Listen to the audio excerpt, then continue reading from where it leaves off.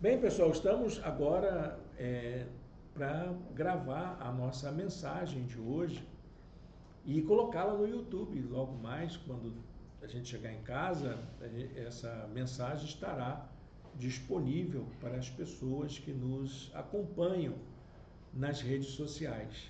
Para nós é uma alegria, porque nós temos uma igreja aqui e uma igreja virtual, né? E a gente sabe que isso tem abençoado a vida de pessoas, pessoas têm sido alcançadas. E esse é um ministério, é um dos ministérios da nossa igreja. Nós estamos encerrando hoje uma série de mensagens que me fez muito bem estudar. São 10 sermões que eu elaborei sobre a espiritualidade dos discípulos de Jesus. Bom, vocês sabem que eu gosto de estudar sobre o tema da espiritualidade, sobre o Novo Testamento. Então eu juntei as duas coisas e procurei saber como que as práticas de espiritualidade, da disciplina espiritual, eram vivenciadas pelos discípulos de Jesus. Será que eles faziam isso? A gente ora, a gente busca o Senhor, a gente tem várias práticas da nossa espiritualidade.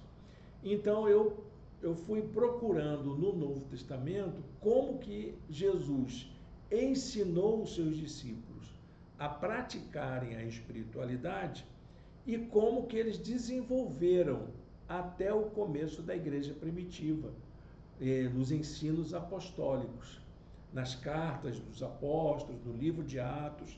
Então foi um passeio no Novo Testamento para a gente falar de espiritualidade na Bíblia. E hoje vamos terminar essa série falando de um último conteúdo.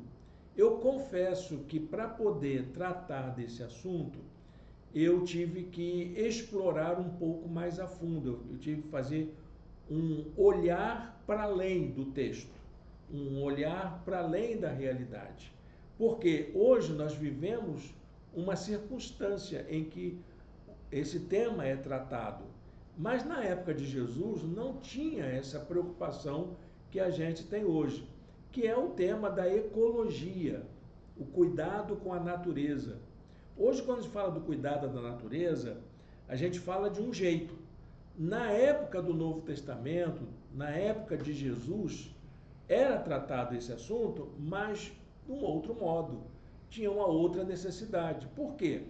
Porque hoje nós vivemos uma ameaça real, uma crise ambiental nunca vista na história da humanidade.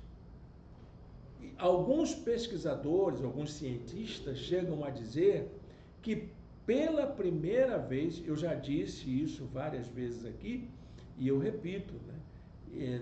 Não sou eu quem diz, mas a ciência está apontando para o fato de que nós vivemos um risco real de extermínio da humanidade. A humanidade passa pelo risco de sua própria extinção, pela primeira vez, em 10 mil anos. O Homo sapiens corre esse risco. E por que ele corre esse risco? Porque ele mesmo provocou tudo isso que está aí. Toda essa crise ambiental que está aí, toda essa crise climática que afeta a gente, né? Então, como que os discípulos lidavam com isso? Então, a nossa última mensagem é pensar, será que Jesus se preocupou em orientar os seus discípulos a praticarem cuidado com a natureza? E eu encontrei que sim, Jesus ensinou os seus discípulos a cuidarem da criação, a fazerem um exercício do cuidado da criação. E ele ensinou a fazer isso como uma prática de espiritualidade, como um exercício de disciplina espiritual. Hoje, a gente tem outras práticas, mas Jesus começou lá, dizendo o que você deve fazer para poder observar a criação, a natureza, como que ela é importante, qual é a importância dela para a nossa vida. Bom, o texto está grande, que eu preparei, não é? Vocês sabem que eu gosto muito dessa ideia de quando eu venho falar, eu nunca venho falar sem me preparar primeiro. Eu gosto de escrever, eu gosto de anotar, eu gosto de fazer todas aquelas observações. Antigamente eu até fazia um exercício de memorização de textos, eu não lia, mas eu hoje em dia já estou ficando assim, numa certa idade, né? Então a memória não funciona mais como antigamente.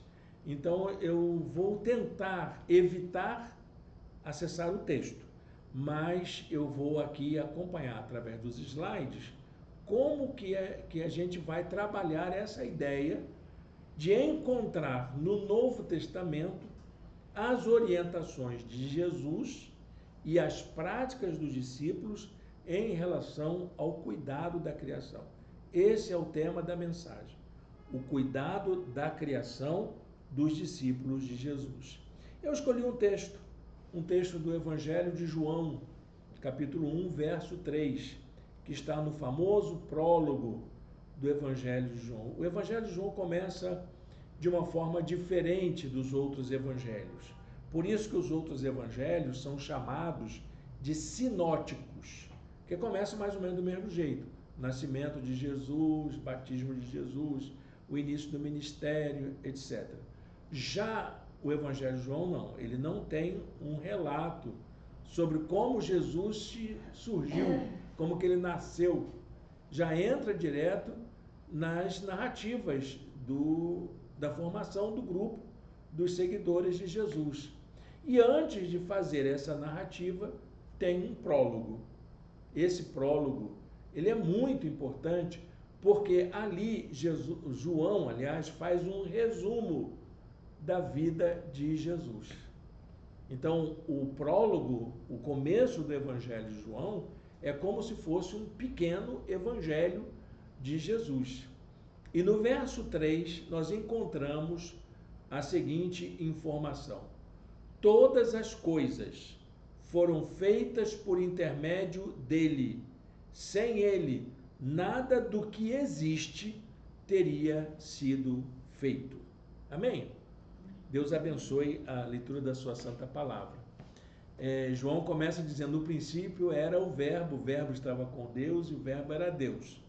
Ok, que bacana. O que isso quer dizer? Quer dizer que ele, quando a natureza foi criada, esse que a gente está vendo em carne e osso, na frente da gente, esse que comeu conosco, caminhou conosco, que conviveu com a gente, ele existia antes da criação. E tudo o que existe e foi criado foi feito por ele. Não existe nada na natureza, nada, nem uma baratinha, nem uma formiguinha que exista que não tenha sido criada por Jesus. Jesus tomou parte da criação e ele é exatamente o Criador junto com o Pai e o Espírito Santo. Que bacana isso, né? João, ele mostra exatamente essa característica. E quando... Olha que barulho, né? Bom, passou. Quando João fala isso no seu prólogo, ele está dizendo que Jesus é importante para a vida da natureza. A natureza, ela só existe porque Deus quis que ela existisse. E ele fez exatamente isso, para que aquele a quem ele ama tanto, que somos nós, seres humanos, pudessem ter uma vida digna nesse mundo que ele criou. Foi exatamente essa história. Eu estou terminando de escrever um livreto, que faz parte de uma série de mensagens que a gente participou aqui, falando da grande história do amor de Deus pela humanidade. Deus criou o ser humano por amor. Fez um mundo maravilhoso para ele viver como prova do seu amor. E a gente traiu ao Senhor, a gente abandonou, a gente decepcionou Deus, né? com o nosso pecado, mas ele não desistiu de nenhum de nós. Ele veio na pessoa de Jesus, ele se encarnou para poder resgatar gente como a gente que não merecia mais nada, mas ainda assim ele nos amou para que pudesse viver a nossa vida e levou tão a sério a nossa vida que foi capaz de sofrer até o fim, morrendo na cruz do Calvário. Isso é amor, é a mais brilhante história de amor jamais contada na humanidade, o amor de Deus pelo ser humano.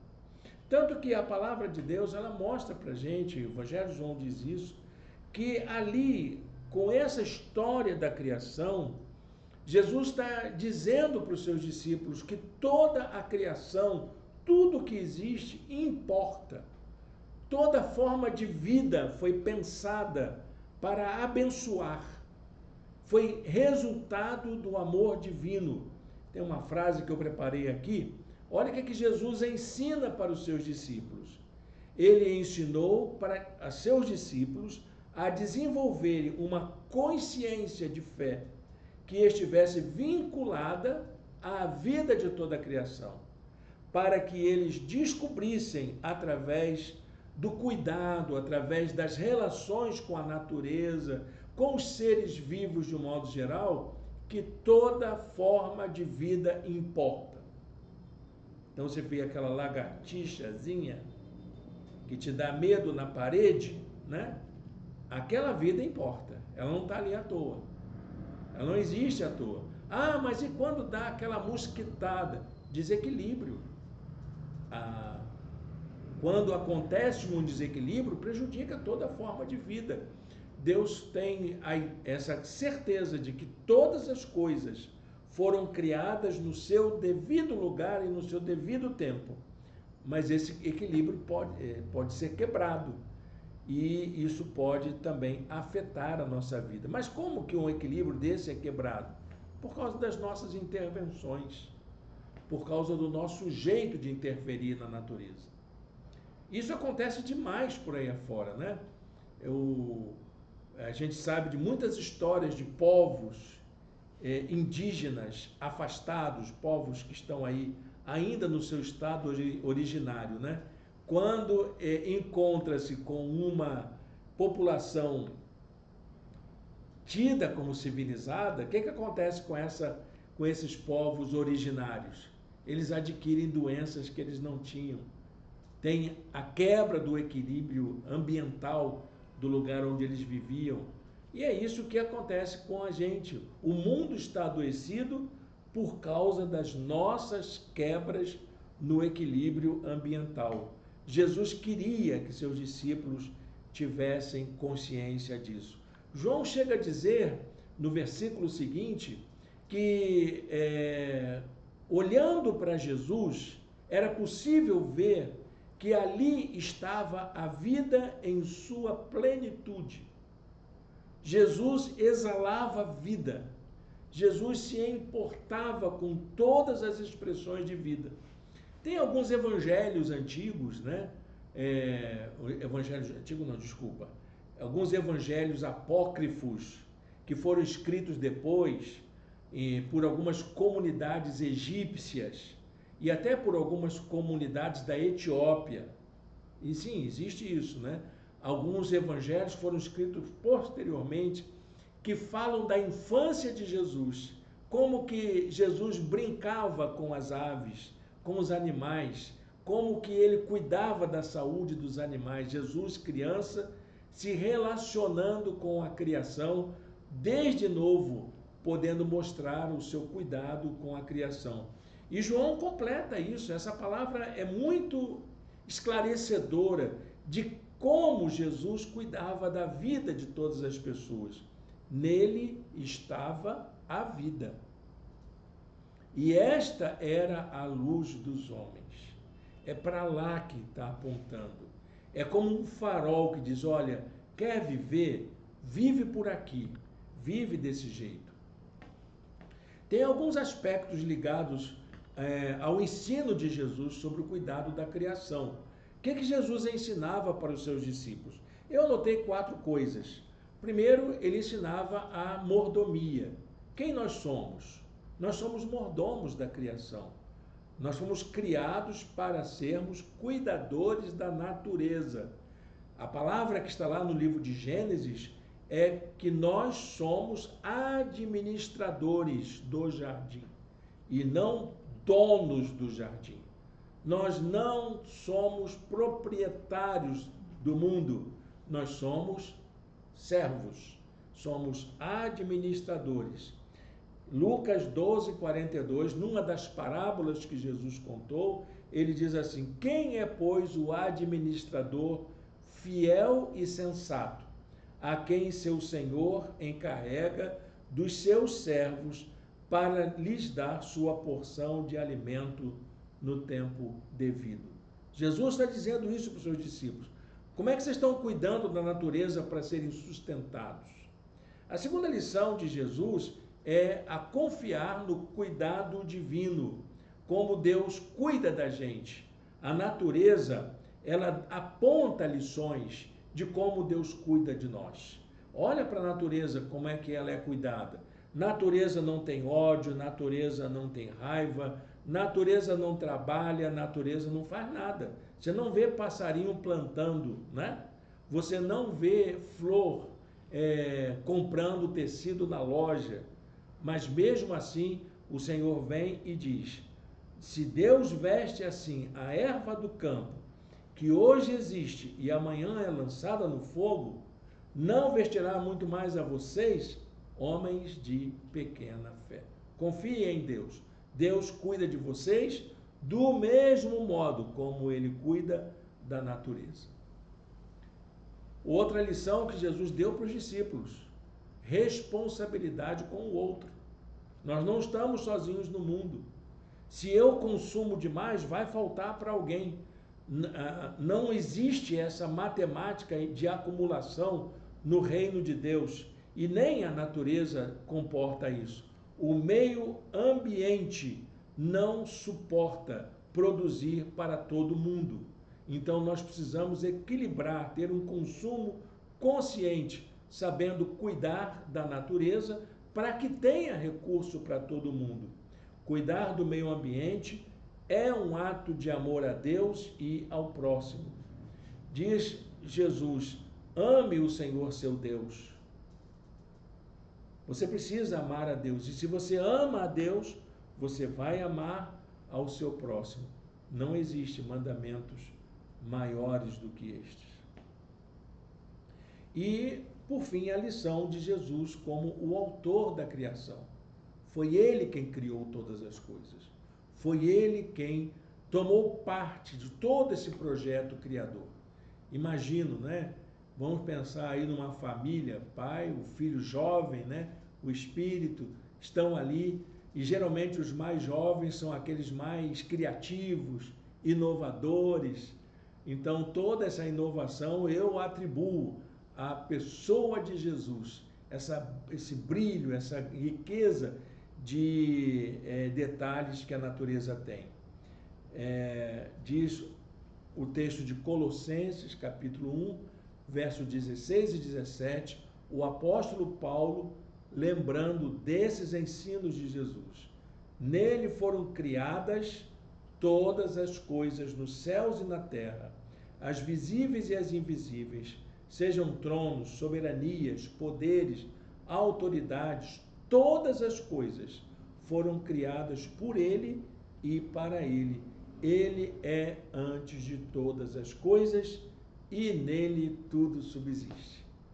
Jesus é cuidador da criação e nos chama a cuidar da criação junto com ele.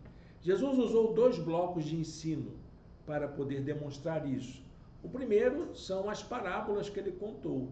Jesus contou parábolas tiradas da natureza, da vivência, das atividades de administração da natureza. Vejam quantas parábolas Jesus contou, que eu aqui fiz um apanhado pequeno. Eu não fiz um apanhado grande, mas as parábolas que Jesus contou, que implicam esse cuidado com a natureza. A primeira é a parábola do semeador, aquela mesma, que também é chamada de parábola dos solos, em que o semeador vai semeando, jogando a semente pelo caminho. Uma cai na terra fértil, outra cai entre os pedregulhos, outra cai entre os espinhos, e outra fica pelo caminho para ser pisada. Olha, gente, aquilo ali tem uma história muito rica sobre a capacidade da natureza se autorreproduzir. Ali não diz que o lavrador lavrou a terra, só diz que caiu em terra fértil e caiu também nas partes inférteis. E mesmo assim, a natureza deu conta de si. Segunda parábola que é importante é a parábola do administrador fiel. Aquele que vai trabalhar pelo bem da lavoura, para que a lavoura produza mais, para que ela renda mais. A parábola dos talentos, que também fala dessa maneira como a gente cuida dos valores que Deus colocou em nossas mãos, para que ela ajude a gente. A natureza foi dada como uma bênção para nós, como um presente de Deus para nós.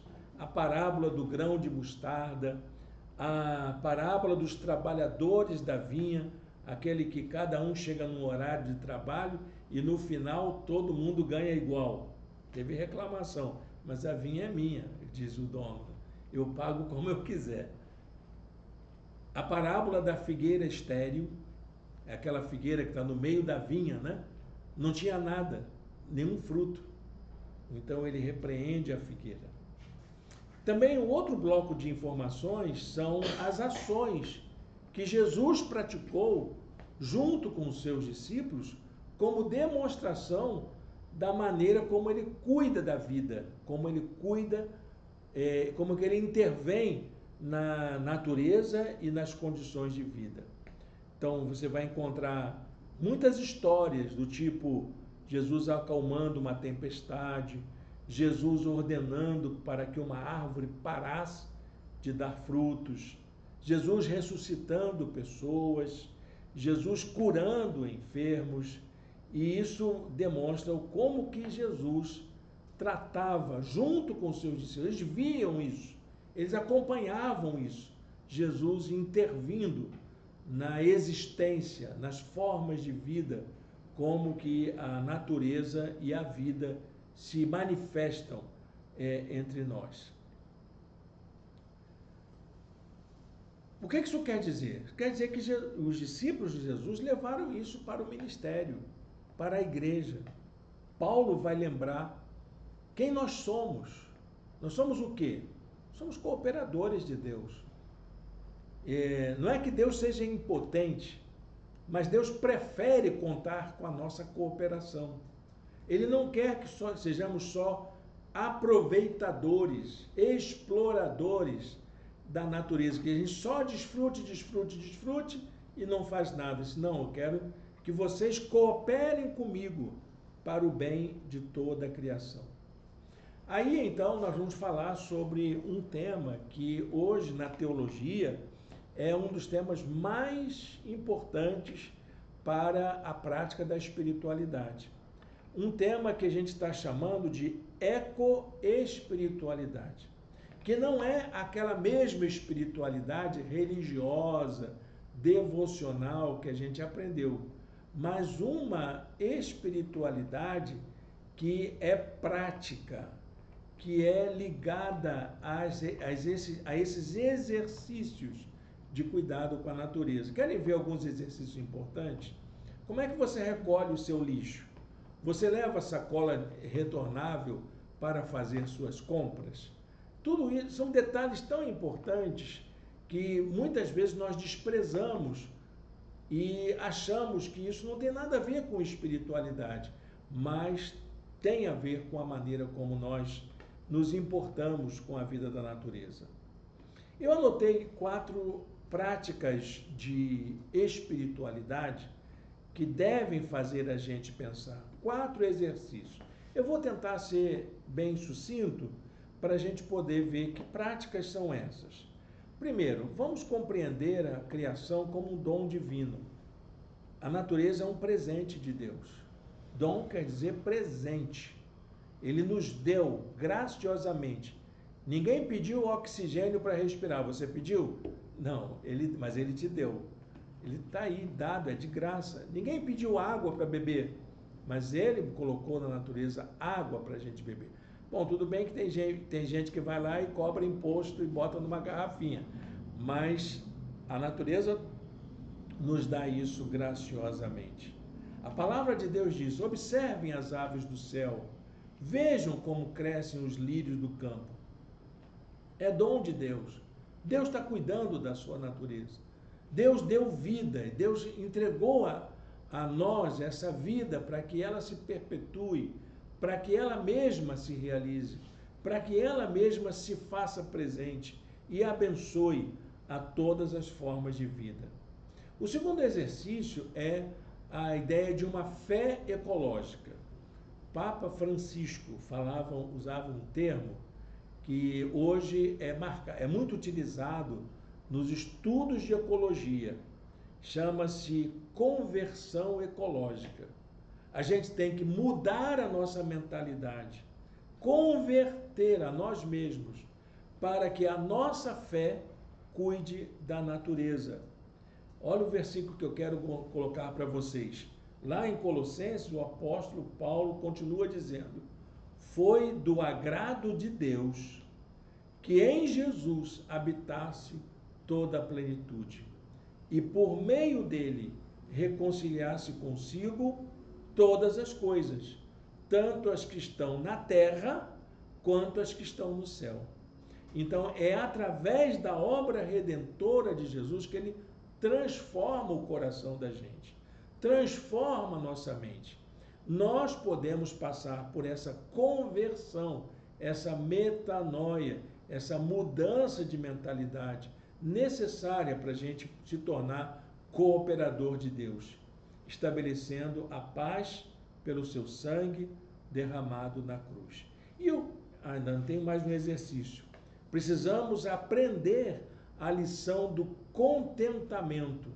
Hoje pela manhã eu falava sobre o contentamento, que é você estar satisfeito com aquilo que você tem. Não para se acomodar, mas para olhar para aquilo que você tem como oportunidade de você construir uma vida melhor.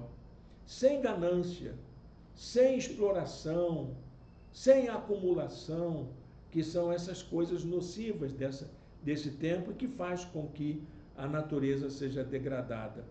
A palavra de Deus diz: ofereçam-se a Deus como quem voltou da morte para a vida, e ofereçam os membros dos seus corpos a Ele como instrumentos de justiça. O que você tem? Seja justo, seja honesto, saiba usar os meios que você tem para abençoar a vida das pessoas. E por fim, o último exercício é valorizar as pequenas coisas. Tem muita coisa que acontece à nossa volta que a gente dá pouca importância. Até mesmo na hora de cuidar da nossa roupa, a gente descarta. Mas o Senhor nos chama a valorizar as pequenas ações. Quando você restaura uma roupa, não é, Cris? Você está evitando jogá-la fora. Quando você doa um calçado que você não quer mais usar para alguém, você está compartilhando. São pequenas ações, pequenos detalhes. Às vezes até quando você vai cozinhar um alimento e aproveita aquelas aparas, não é? Aquelas sobras para poder fazer novos alimentos, ali você, naquelas pequenas ações, você está ajudando a natureza. Cada detalhe da nossa vida é importante para Deus. Jesus disse que até os cabelos da cabeça são importantes para Deus. Eles estão todos contados. Para mim está fácil, né? Porque o Senhor já deve estar fazendo contagem regressiva, né? Mas é porque cada um deles importa. Cada detalhe da nossa vida é importante para Deus. Não tenham medo. Vocês valem mais do que muitos pardais. É a lição da ecologia que Jesus traz para nós. Para a gente concluir essa palavra, eu quero deixar um versículo para a gente refletir, levar para casa. Quando Paulo diz lá em Romanos 8,19, a natureza criada aguarda com grandes expectativas que os filhos de Deus sejam revelados. O que ela quer? Ela quer que a gente faça isso. Ela quer que a gente faça o que Jesus ensinou. Coloque em prática no nosso dia a dia. Não é só uma conversão para a gente fugir da danação eterna, não é isso. Mas é a gente poder possibilitar para todas as formas de vida uma dignidade. A gente poder entender que é o Senhor reconciliando consigo, na pessoa do seu Filho, toda a sua criação. A obra redentora não é só para lavar a gente do pecado. Sim, é.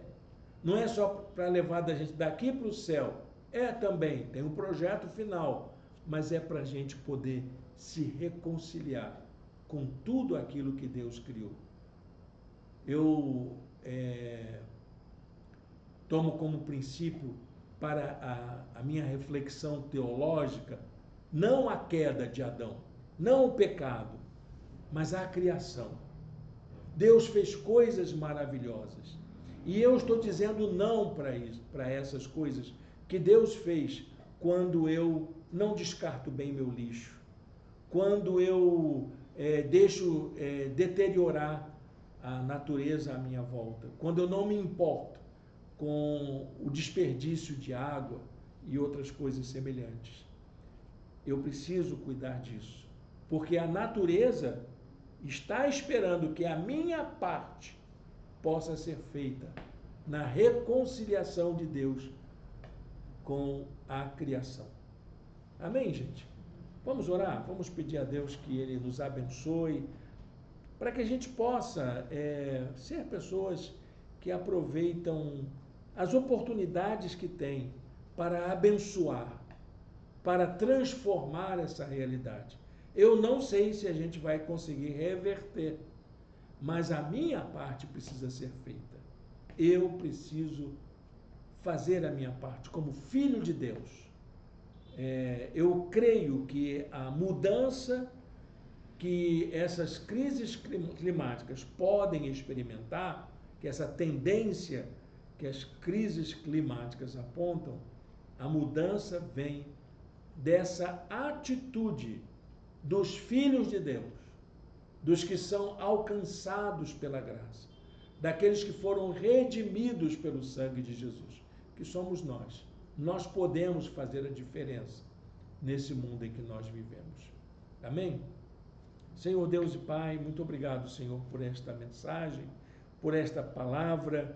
Nos ajuda, ó Deus, a colocar diante do Senhor a nossa vida, para que possamos, ó Deus, cuidar dessa riqueza que o Senhor colocou à nossa disposição, desse presente maravilhoso que é vivermos no mundo preparado para a vida na sua totalidade. Muito obrigado, Deus, pelas suas dádivas, que saibamos, ó Deus, fazer, ainda que pequenas coisas, mas que somadas poderão transformar o mundo em que nós vivemos. Dá-nos a tua direção em nome de Jesus. Amém. Bem, gente, chegamos ao final da nossa série de mensagens. Eu quero agradecer a todos aqui e eu vou fazer, inclusive, agora o encerramento da nossa gravação. Dizer para os nossos amigos no YouTube que na semana que vem já teremos uma nova série e estaremos compartilhando com todos aqui em nosso canal. Gente, agora nós vamos ter a nossa ceia do Senhor, vamos celebrar a ceia do Senhor aqui juntos e desejo que todos que nos assistiram possa ter um bom restinho de domingo na presença do Senhor.